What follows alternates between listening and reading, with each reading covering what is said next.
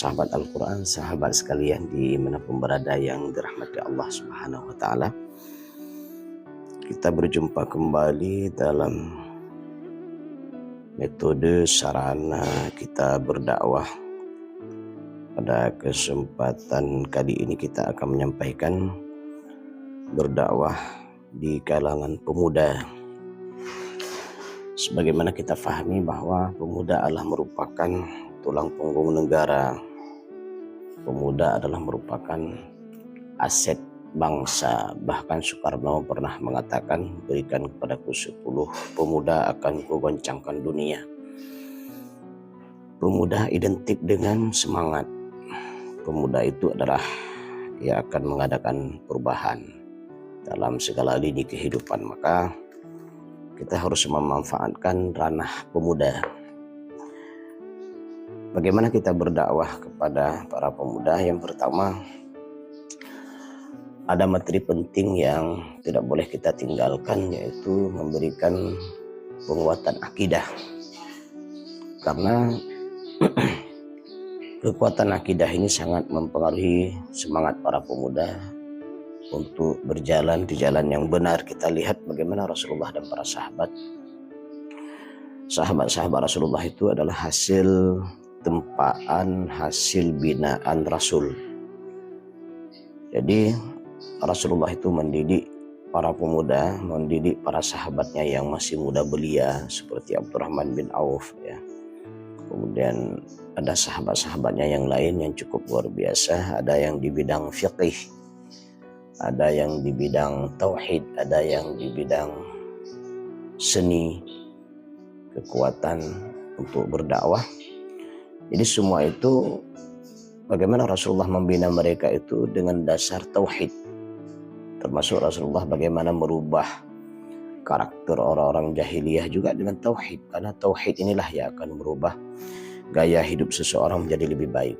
Jadi pemuda itu kuatkan tauhidnya. Bagaimana mereka beriman kepada Allah, beriman kepada Rasul. Mereka itu dididik untuk menyembah Allah, senantiasa memperjuangkan agama Allah, mencintai Rasul.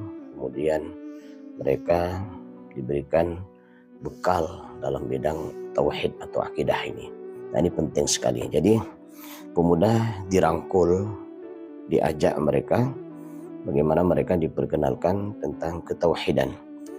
Kemudian juga tentu juga perlu diperkenalkan halal dan haram agar mereka senantiasa berada di jalan yang benar. Kemudian membatasi keinginan para pemuda dalam membeli buku dan referensi ilmiah, serta menganjurkan mereka untuk konsentrasi berkonsultasi kepada para pakar yang memiliki hasrat. Jadi boleh saja mereka membaca buku, atau hari ini mungkin mereka bisa belajar dari internet, ya.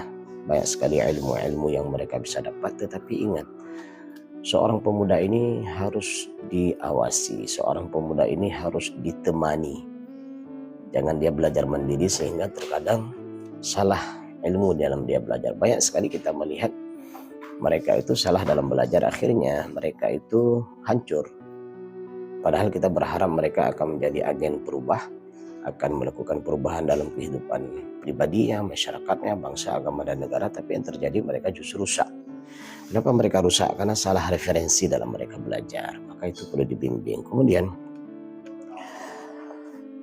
hendaknya para dai itu memiliki waktu atau bahkan membahas materi khusus tentang pemuda. Nah, ini sangat penting. Banyak sekali materi-materi yang dibahas oleh para dai, tapi ingat, khusus untuk para pemuda itu dibahas materi khusus.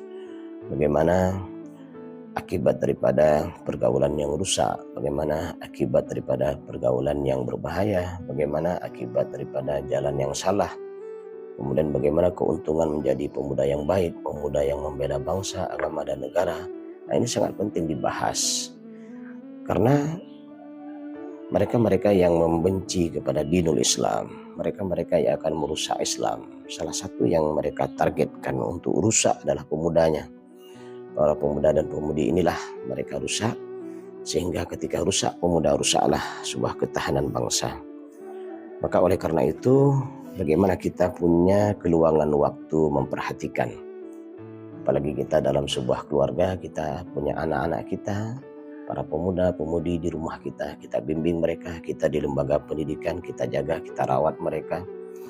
Bahkan mereka kita berikan bagaimana cara mandiri ya bekerja, bisa kreatif, inovatif. Alhamdulillah kita juga melihat hadirnya sekolah-sekolah skill ya, kayak sekolah SMK dan sejenisnya. Nah ini bagus sekali untuk membina skill atau keahlian pemuda, atau mungkin dalam kehidupan masyarakat pihak aparatur kampung memfasilitasi dan membiayai adanya kegiatan kreatif para pemuda. Mereka bisa diarahkan untuk membuat segala sesuatu yang bermanfaat.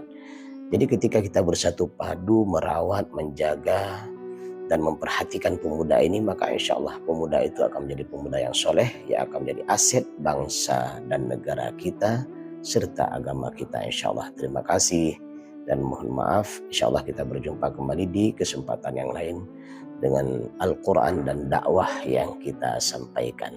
Assalamualaikum warahmatullahi wabarakatuh.